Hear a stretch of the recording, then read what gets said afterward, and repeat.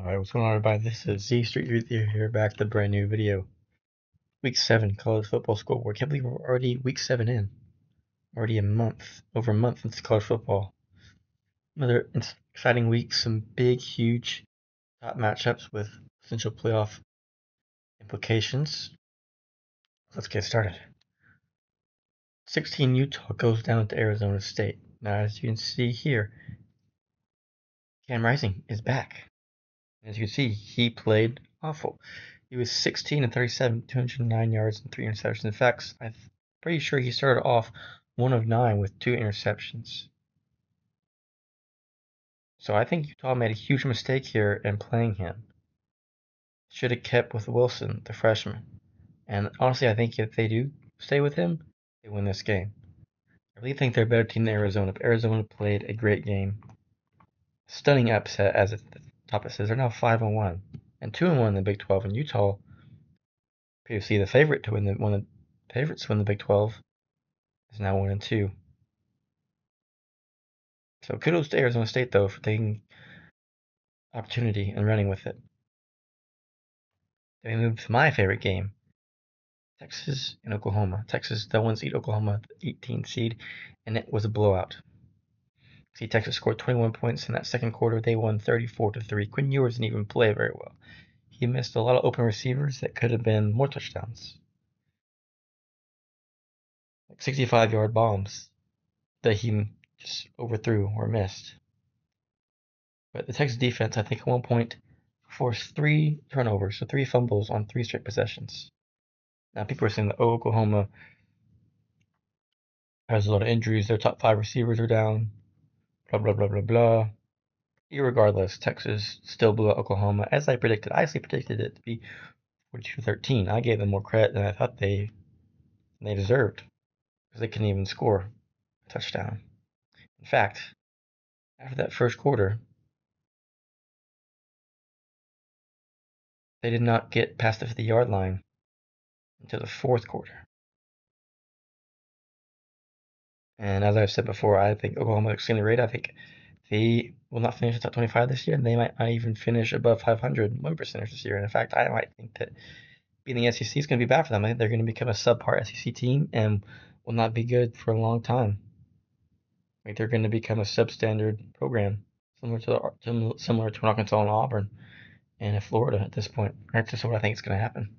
I don't think they're going to be competitive anymore. I think moving to the big SEC with Texas was a big mistake. I think that Texas is going to be competitive for a long time. Let's move on. The big game of the night, a 2 versus a 3, Ohio State and Oregon, both undefeated, both vying to win the newly created or newly expanded Big Ten. Oregon wins 32-31. This was a nail biter, a back and forth game all the way. I don't think either team was ever up by more than maybe 10 points. Back and forth, and the end of the game was a bit suspect. Not in that bad calls, but bad decisions by players. Ohio State's up, Oregon goes down and scores a field goal instead of a touchdown. Ohio State gets a big red zone stop within 5 yards. So now they get a chance to go down and get a field goal and win the game. They get close, have a big play that's been called back for offensive passive interference. The receiver did shut the guy down, so good call there. So now Ohio State is scrambling to get going. They waste, I think, 10 seconds plus on a play. They didn't know it was going to start because someone fumbled out of bounds. Therefore, he didn't step out of bounds, so it doesn't stop. And then Will Howard, the last play of the game, there's 6 seconds left. And similar to Dak Prescott with the Cowboys, he rushes instead of passes and slides as the clock hits 0 instead of as the clock hits 2 or 1. Now, he would have needed some more yardage because it still would have been a very long field goal. And of course, college kickers aren't as good as NFL kickers and only can't hit from 50, 60, 70 yards out. And I think it probably would have been 50, 60 yards. He just slides, and the game's already hit 0. And that's it. That's how it ends. And very disappointing for Ohio State fans. But again, this might be the only game they lose all year. They're gonna play Michigan. And I fully expect them to. I thought they were gonna beat Oregon by multiple touchdowns. So I'm a bit shocked at Oregon, and kudos to them. They are a really good team. They had a tough beginning. They dropped all the way down to number like 9 or 8 because they were struggling to beat really bad teams, and they pulled it together, and they are a dangerous team. I gotta give it to them. Very dangerous. Very definitely a championship contender. But Ohio State might not win. Sorry, might not lose another game. They might actually play Oregon again in the Big Ten championship, so they might only have 2 losses in the year. They might just be losing to Oregon, and a 2-loss team in a 12-team playoff is very likely. So I do think these teams will meet again. I really do. Then we got Penn State playing USC. Now USC, unranked 3-3, is still a very dangerous 3-3 team. Good quarterback, good team. Just has had some tough losses. They're playing Penn State. They were actually up, I think, 20-6, so they had the lead. Penn State didn't even get a touchdown in the first half. Penn State rallies back. I can see they scored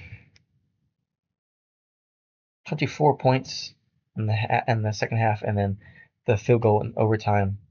Cool story about this kicker is that he's a walk-on for Penn State, and he wins the game for them at USC. So Penn State remains undefeated, but they had that championship. They are a top 14. I actually watched this game, and that stadium was not full by any stretch of the imagination. It's kind of embarrassing that USC, being such a historic program, cannot fill their own stadium. Like it was like almost dead. Like seriously, that's so depressing. So I'm not a USC fan of any stretch of the imagination, but yeah. Moving on, Georgia and Mississippi State, 10-point game. Again, Georgia does not seem to be able to spread the score this year. They're playing down to opponents. Mississippi State is 1-5 and not won an SEC game yet, and yet they play within 10 of Georgia. Scored 31 points on Georgia. Um, I gotta be with you. I think that Alabama game was not a fluke. I think Georgia just simply is not that good. South Carolina and Alabama. Again, Alabama is playing a so-called subpar SEC team and barely wins. They should have lost this game because here's what happens. South Carolina scores, misses the extra point to tie it. So they then onside kick and they get it. And then probably one of the worst clock managements I've ever seen right next against the Cowboys, as I've said. They waste like 20 seconds on one play. They could have won that game, and they should have, to be frank. They really should have. And it's depressing for South Carolina because that would have been a huge win for the program. They would have moved to 4-2, but another 3-3 win into the SEC. Again, South Carolina is not a bad team. They played a lot of top tier teams, and again, their score is very similar on possession games. That they could be 6-0 right now. They really could. But that's just the way it goes. Another close game where top SEC teams struggling to beat someone. I'm telling you, even the bad SEC teams are good.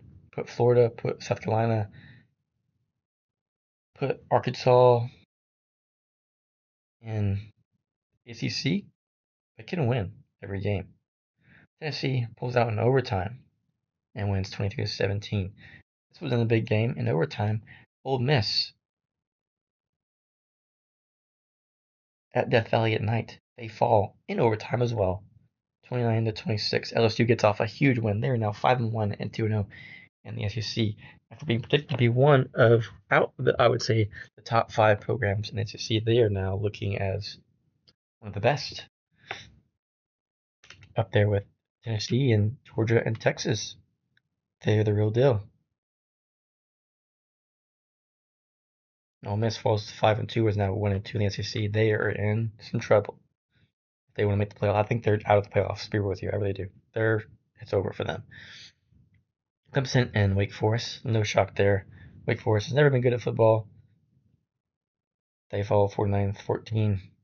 Clemson 5-1, 4-0. In the top 10, looking strong. Notre Dame playing Stanford. No shock here.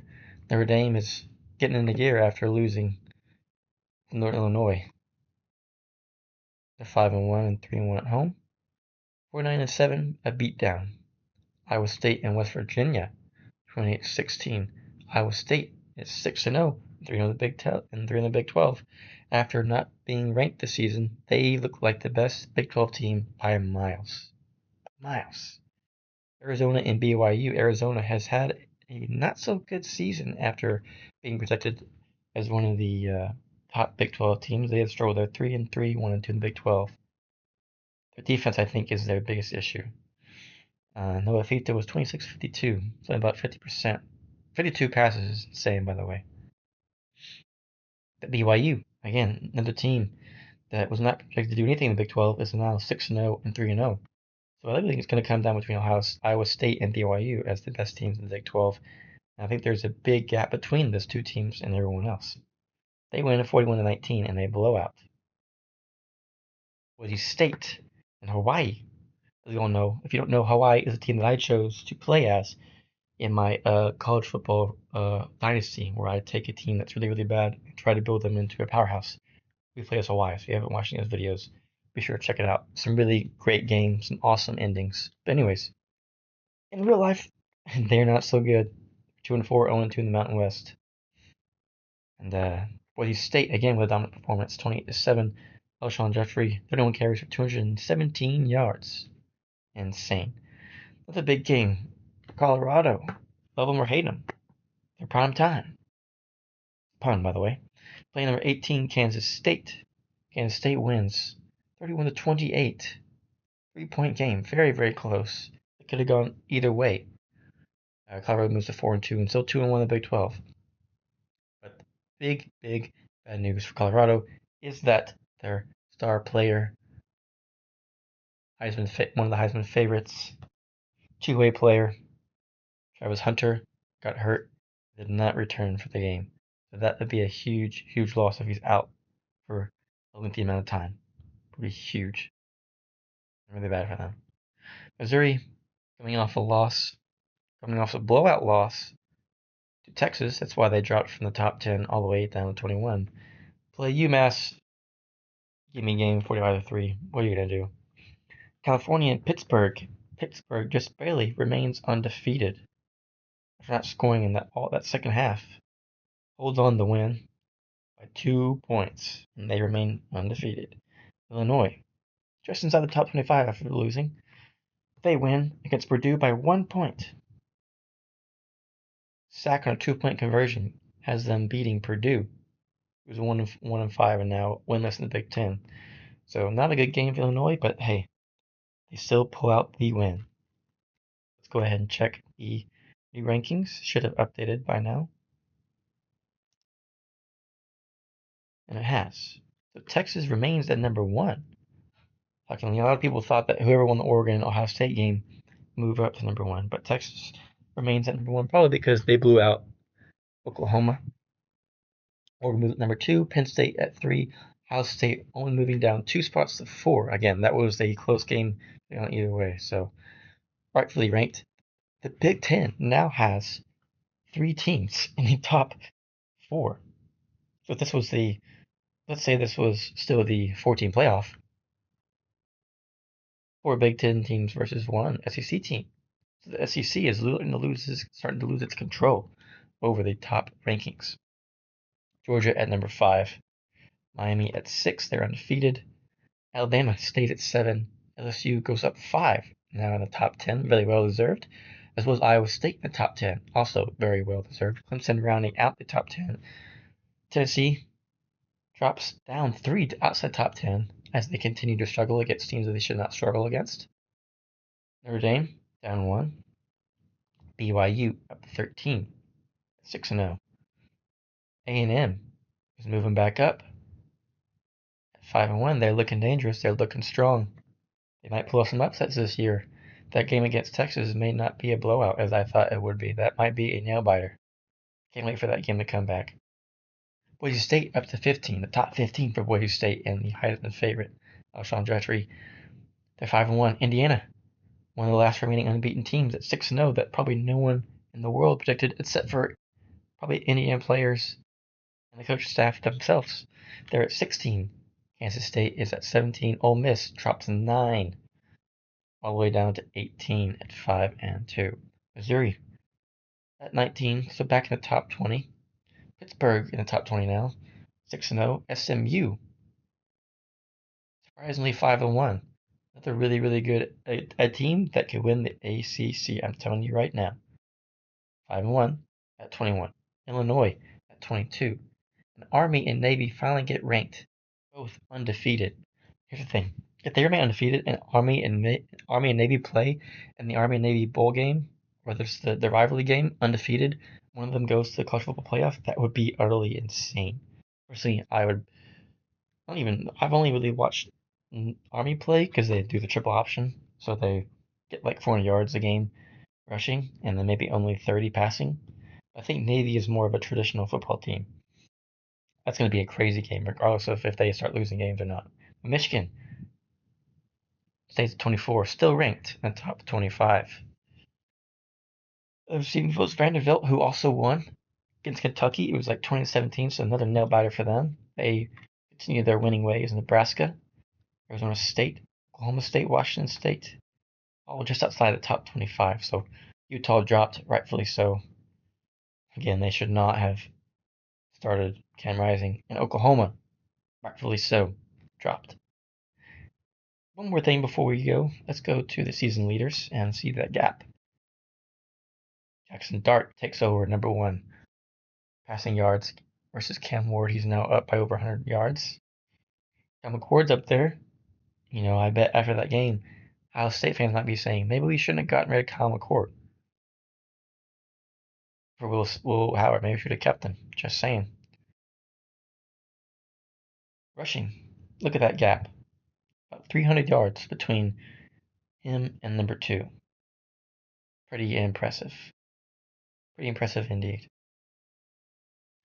Let's go now to schedule and see what we got for next week. It's going to be a big week. Week 8. The big time games. Oregon and Purdue. Should be a blowout. Should be. Purdue has been known to make some crazy upsets, even though they suck. Oklahoma State and BYU. Oklahoma State is 0-3 in the Big 12, you guys, after one of the favorites. Bowman has 12 touchdowns but 8 interceptions, so very turnover prone. Ollie Gordon, who's supposed to be the best running back in the nation, has only 384 yards. I'm not shocked. I knew it was coming. Extremely overrated running back. When Texas played them last year in the Big 12 championship, he couldn't do anything, and because he couldn't do anything, he was a crybaby and had like an extreme temper tantrum on the field. One of the most overrated players in college football. So elbozos, honestly. If they are reeling, program that is reeling, that would be a big upset. I think BYU is going to handle business and probably blow them out. Miami and Louisville, that should be a blowout. Louisville, one of those most overrated teams in the nation. They were ranked, no longer the case. But Miami should get that win there. However, they have been known to play down to opponents and struggle a lot on defense. It's up to Cam Ward and his magic. Can he continue his magic? Clemson and Virginia. Virginia is not that bad of a team, so this could be closer than I thought. But Clemson should have won that game. Nebraska and Indiana. This is Indiana's first big-time test right here. Huge test. Huge game.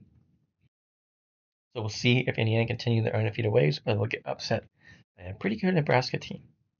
Auburn and Missouri. Auburn, again, not a good team.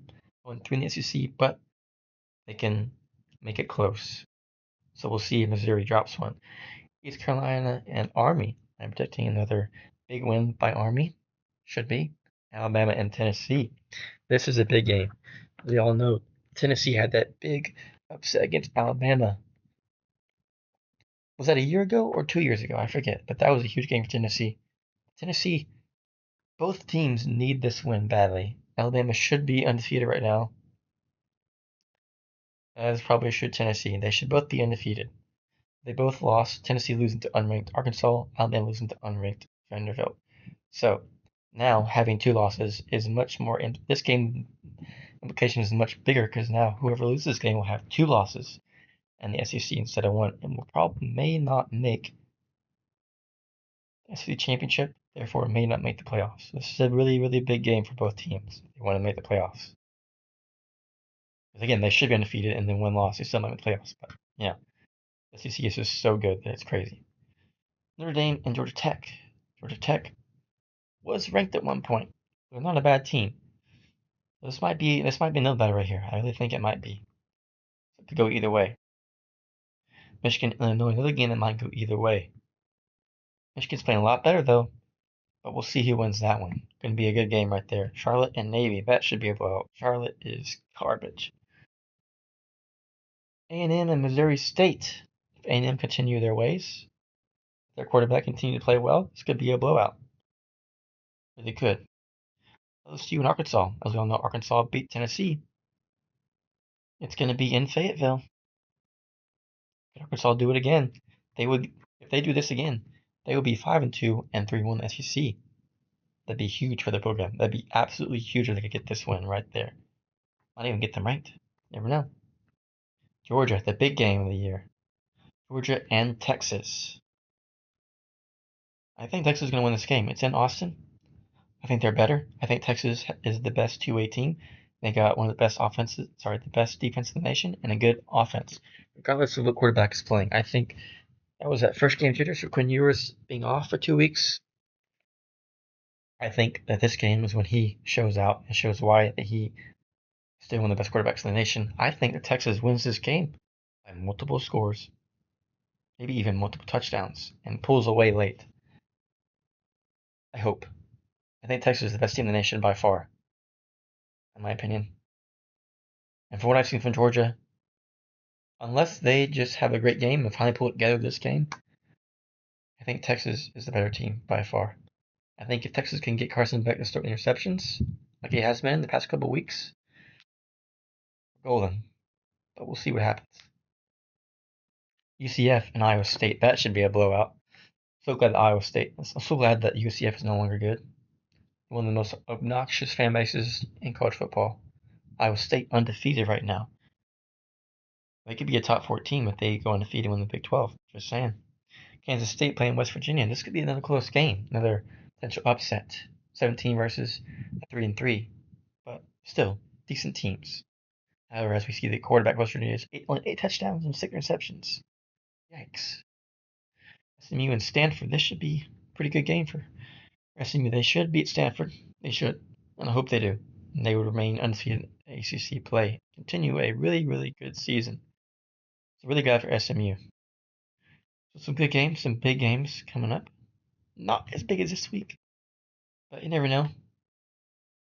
Only really 2 top 10 matchups. Excuse me, not even top 10. Only 2 top 15 matchups. But you never know. Something crazy could happen. We've had a lot of crazy this year, and why not more crazy? Anyways, that is it for week 7.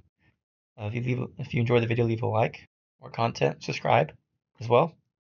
Again, please go watch my college football Hawaii Dynasty. I might even start a new dynasty here and there. Maybe play Boise State and get to use Jeffrey and try and just run the ball every single play and see how many yards we can get. Might even do Blue Mountain State. Great a school. Road Glory. A lot of football content coming as well as other games. And yeah, thanks for watching. Enjoy the support. So these 3 signing out. As always, stay frosty.